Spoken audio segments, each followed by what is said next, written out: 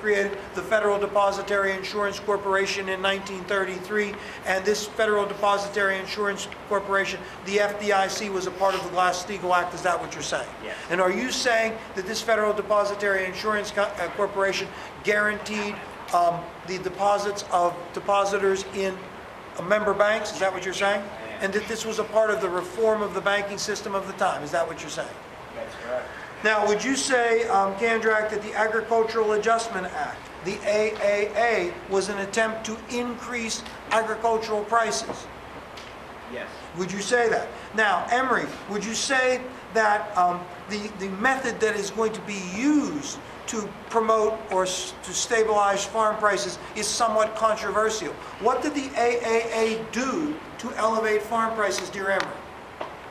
Paid farmers. Look at the kids, Emery. Look at it. It's terrible. I'll give you one more second. Paid farmers, Kelly. To not grow.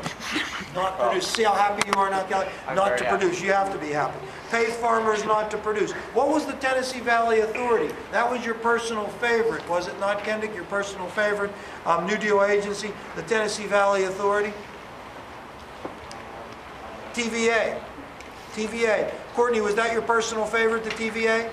What did they make? What did the TVA do? Go ahead. They gave free electricity. Yes, they didn't give it away free, It was cheap. but they generated electric power. How did they do that? How did the TVA make power? Did they just rub things together? Yes, go ahead. It's hydroelectric. Hydroelectric. What river did they dam up, Kira? Your favorite river in the United States of America. Go ahead. Darn you. Go ahead, Shelley. No, darn you. Go ahead. The Tennessee River. Oh, there you go. Tina, the Tennessee Valley Authority. It's not the Mississippi Valley Authority, right? It's the Tennessee Valley Authority. Produce hydroelectric. Tell me another fun New Deal agency. Just one more, just for fun that you remember. Go ahead, Daniel. The CCC, which is the Civilian Conservation Corps, took boys 18 to 21 or 25 out into the country, out into barracks to work for money that would be sent home to their families. Just tell me another one, just another fun one. Yes? PWA. PWA is your personal favorite. It's on the bridge. Haven't told the third period about that. Getting to it. Yes, go ahead. Federal Emergency Relief Agency. Oh, that was welfare, was it not? Who headed that Federal Emergency Relief Agency? What was his name? Go ahead. Harry Hopkins. Harry Hopkins is going to be the confidant of Roosevelt that heads that, and later heads the WPA. What is the WPA? Anybody besides the instructor remember the WPA? Part of the second New Deal. Anyone besides the instructor remember what that is? That is the workfare program that hired artists, artisans, others to do things like put on concerts in the park, hired people, a form of welfare. So we have the first New Deal, and we have the second New Deal. The second New Deal is that response to criticisms of Roosevelt from the left. Huey Long, right? Father Charles Coughlin, Francis Townsend. Oh, what did Francis Townsend want to do? What did Francis Townsend want to do in 1934? That Roosevelt, and how does Roosevelt respond? What does Francis Townsend want to do, dear Nicole? Like me, old people, yeah, right, yeah, old people like me, yeah. They should put their jobs in the government paper.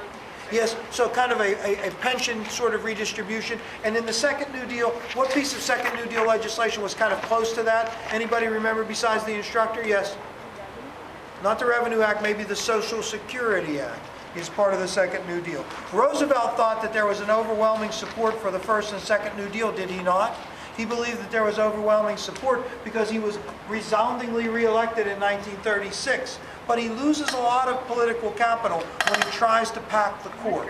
Why does he try to pack the court in 37? Go ahead, Cole O'Leary. The court was declaring New Deal legislation unconstitutional. Right, he considered the court being hostile to the New Deal.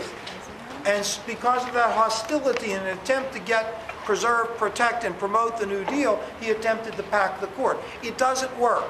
The court packing bill never passes. Roosevelt eventually does pack the court by the natural appointment process. but he loses his political capital in the process, and we said that the New Deal ends there. Does anybody remember what the good neighbor policy to Latin America was? It was something that was extensively discussed in your book, and that many of you read a lot about. Melissa, do you remember the good neighbor policy? Something about Mexico and oil. Well, the good neighbor policy was Roosevelt's relationship with Latin America. It was prompted by the aggression in Europe and in Asia. I mean, if remember, the response of America to global international aggression was isolationism and neutrality. The good neighbor policy was consistent with that.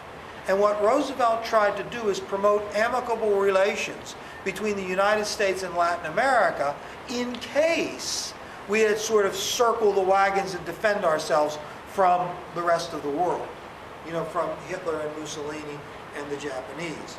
Now, we mentioned a moment ago that in response to global aggression, the United States passes a series of laws that were collectively known as the Neutrality Acts. The Neutrality Acts were passed in 35, the Neutrality Acts were passed in 36, and in 37. And what the Neutrality Acts attempted to do was to make illegal some of the actions that people could potentially take that could be construed as being unneutral, like selling guns to either side in a war, which would be considered to be unneutral, like traveling on belligerent vessels, which could get you killed and cause people to want to retaliate, which might compromise neutrality. And so we said that the United States responds to global aggression with saying, not again this time. Because remember, we said by 1937, most Americans believed that it was a fundamental and monumental mistake to get involved in World War I, and they weren't going to make the same mistake twice. Roosevelt tests the spirit of isolationism in his quarantine speech in July of 37, no, September of 37, in September of 37, where he kind of suggests that maybe the United States should do something. What was the quarantine speech a response to? Who took action in 37 that Roosevelt, responds to with the quarantine speech?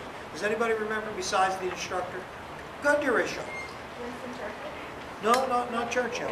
No, go ahead. No, not yet. No, the Chinese invade Japan. The Chinese invade Japan in 37. In response to the Chinese invasion of Japan. Now the Chinese...